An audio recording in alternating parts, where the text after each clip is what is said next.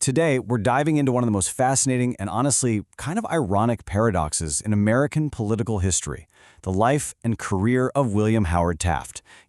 History usually just remembers Taft as that one-term president sandwiched right between the larger-than-life personalities of Theodore Roosevelt and Woodrow Wilson. But actually, the real story, it's so much more compelling than that. We're looking at a wildly successful, conscientious guy who literally got stuck in a job he absolutely didn't want. So it brings up a wild question. What actually happens when someone attains the most powerful office in the world, but, well, completely hates the job? Millions of people dream of reaching that kind of political pinnacle, right? But today, we're going to unpack the narrative of a leader whose sheer, undeniable competence just kept pushing him into a spotlight that made him completely miserable. Okay, let's dive right into this. Taft's public life basically boiled down to three colliding traits. He was a brilliant jurist, an incredibly effective administrator, and a remarkably poor politician. Those 4 super uncomfortable years he spent in the White House, they were the direct result of those 3 traits smashing together. He ended up caught in this unforgiving tug-of-war between the progressive and conservative wings of his own party, which meant he got practically zero credit for the very real, tangible things his administration actually got done. Section 1. The Reluctant Politician. Born back in 1857, Taft was the son of a really distinguished judge. He graduated from Yale, headed back to Cincinnati to practice law, and man, his natural talent was spotted fast. He rose up the ranks of Republican judiciary appointments at breakneck speed. And the thing is, this wasn't through some cutthroat political scheming. It was literally just because he was so incredibly competent and reliable. I mean, they appointed him as a federal circuit judge when he was just 34 years old. His one lifelong aspiration, his absolute dream, was simply to sit on the Supreme Court. He vastly preferred the quiet, structured logic of the law, way over the messy, chaotic world of politics. But of course, here's where the plot thickens. Taft's dream of a quiet, lifetime seat on the Supreme Court was on a total collision course with the ambitions of his wife. Helen Herron Taft had, let's just say, much grander political plans for her husband. She envisioned him as the President of the United States. And that tense dynamic, his own internal desires versus those heavy external pressures, that's going to steer the rest of his entire life. Moving into Section 2, the competent administrator. So Taft ends up experiencing this rapid, almost entirely accidental ascent to the presidency. And you have to remember, at literally every single step on this path, the guy just wanted to be a judge. But his route to the Oval Office ended up being paved by a string of highly successful administrative jobs. Take 1900, for example. President William McKinley sends Taft over to the Philippines as the chief civil administrator, and he quickly becomes governor general.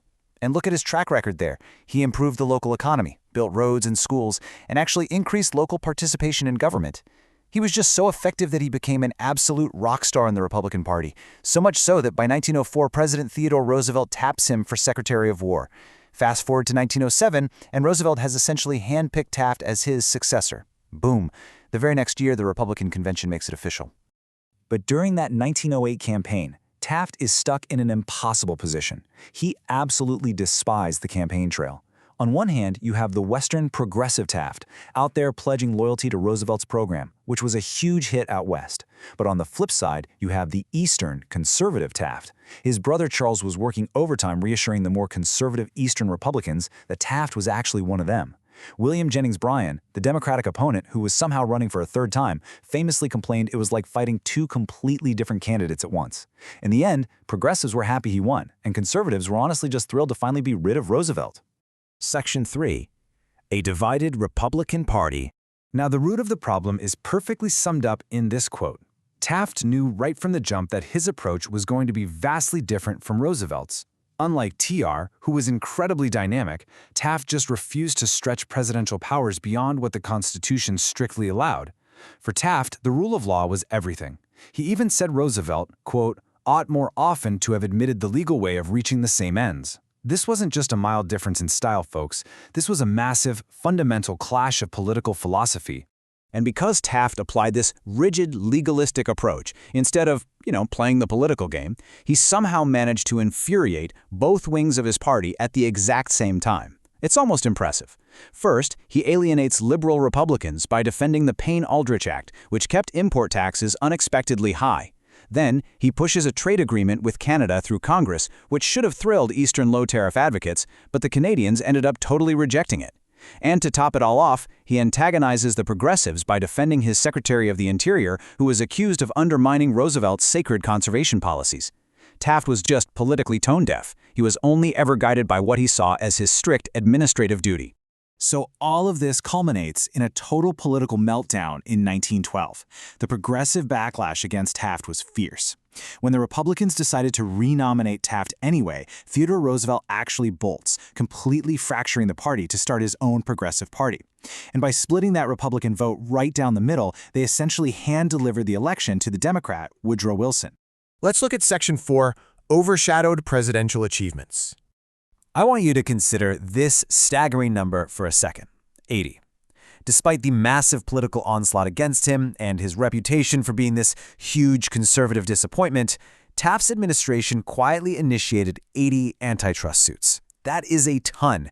He was out there enforcing the law with relentless, machine-like judicial efficiency. And it definitely doesn't stop there. Look at these major progressive wins. Under Taft, Congress submitted amendments for a federal income tax and the direct election of senators. His administration set up a postal savings system. Oh, and he directed the Interstate Commerce Commission to actually set railroad rates. These are massive structural accomplishments that completely changed American governance, all achieved by a guy who was completely written off as a terrible politician. Which brings us to Section 5, the ultimate dream job.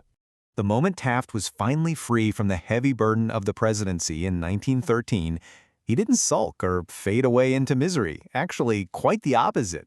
He happily packed up and headed back to his alma mater, Yale, to serve as a law professor.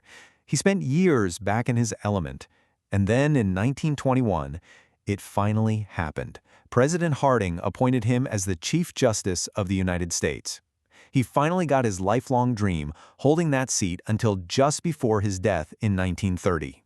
For Taft, leading the Supreme Court was the absolute highest honor. It entirely eclipsed his time in the Oval Office. He was so incredibly happy, so totally fulfilled in this role, that he penned this brilliantly ironic quote, "I don't remember that I ever was president."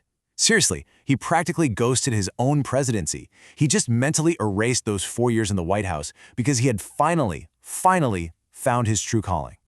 So I want to leave you with this one thought. When we look back at complex figures like William Howard Taft, how should we really measure a leader's success? Do we judge them by their political savvy, their charisma, and how well they play the game? Or do we look past the terrible PR and judge them purely by their concrete achievements and their dedication to the rules? It really challenges us to rethink how history treats those reluctant leaders who never wanted the spotlight in the first place, but stepped up and did the work anyway. Thanks so much for joining me on this deep dive, and I hope it leaves you eager to uncover more of history's hidden complexities.